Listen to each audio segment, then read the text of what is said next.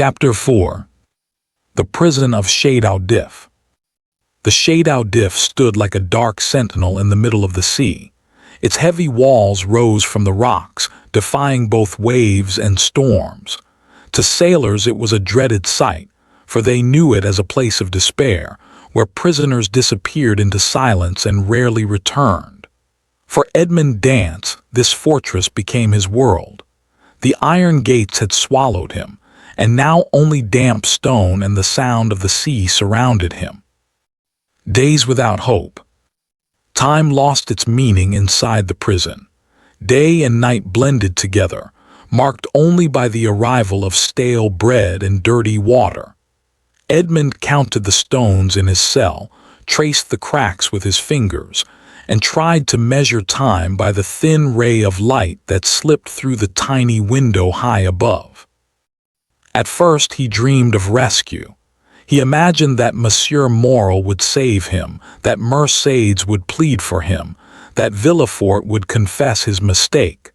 But weeks turned into months, and no one came.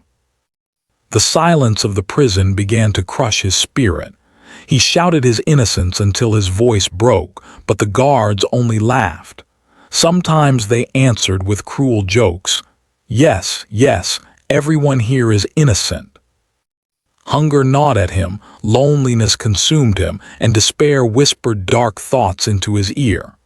Perhaps it is better to die, he told himself. He considered starving himself, ending his pain. A flicker of life. One evening, as Edmund lay in hopeless silence, he heard it again. A faint, steady scratching sound. It seemed to come from beneath the floor like claws against stone. At first he thought it was rats, but the rhythm was too deliberate. Edmund pressed his ear to the floor. The sound grew clearer. Someone was digging. His heart leapt. He tapped lightly on the stone with a piece of broken jug. The scratching stopped, then resumed more quickly, as if in answer. Edmund cried out with joy. He was not alone. From that moment, hope returned to his soul. The neighbor. Night after night, Edmund listened to the mysterious digging. Slowly, patiently, he began to loosen the stones in his own cell to help. He tore at the walls with his bare hands, using iron nails from his bed as tools. His fingers bled, but he felt alive again.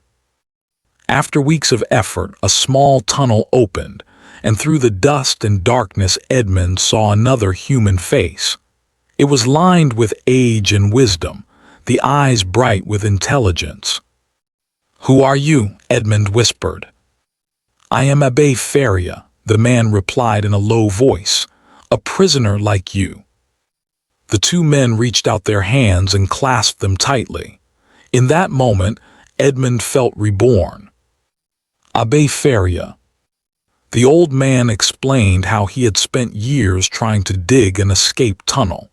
He had miscalculated and arrived at Edmund's cell instead of the outer wall. Yet he did not regret it, for now he had a companion. Abbé Faria had been imprisoned for political reasons. He had served princes, kings, and ministers, but his intelligence made him dangerous to powerful enemies. Yet instead of losing hope, the priest had turned his prison into a school.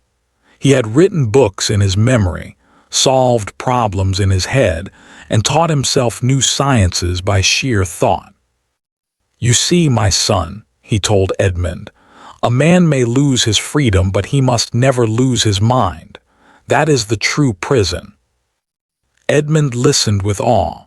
He had been a sailor, skilled at reading the winds and the waves, but untrained in books. Now, locked in darkness, he found a teacher who could open doors in his mind wider than the ocean itself.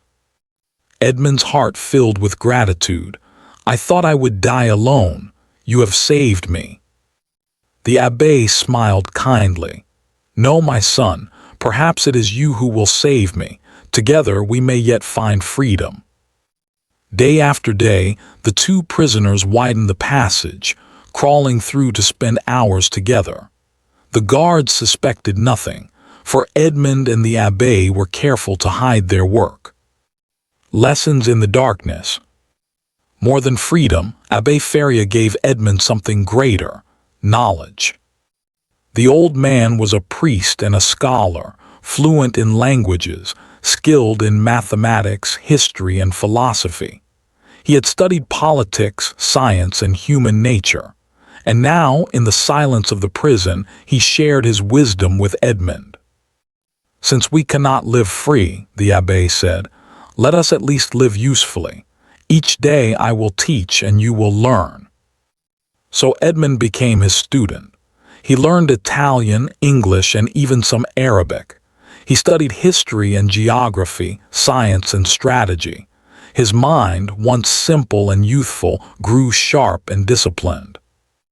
"I entered this prison a sailor," Edmund thought, "but I will leave it a scholar." The story of the treasure. One night, as the two men whispered in the tunnel, the abbé grew serious. "There is something more, Edmund, something I have never told another soul. If fate wills it, this secret may one day save you." He leaned close and revealed the story of a vast treasure hidden on the island of Monte Cristo. He told of a map, of riches beyond imagination, gold, jewels, and priceless artifacts concealed long ago by the Spada family. At first, Edmund thought it was a dream. Such a fortune cannot be real.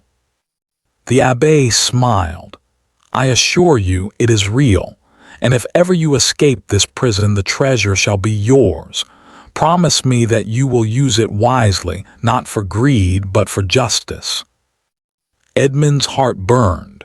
For the first time since his arrest, he saw a future not as a broken prisoner, but as a man with power to change his fate.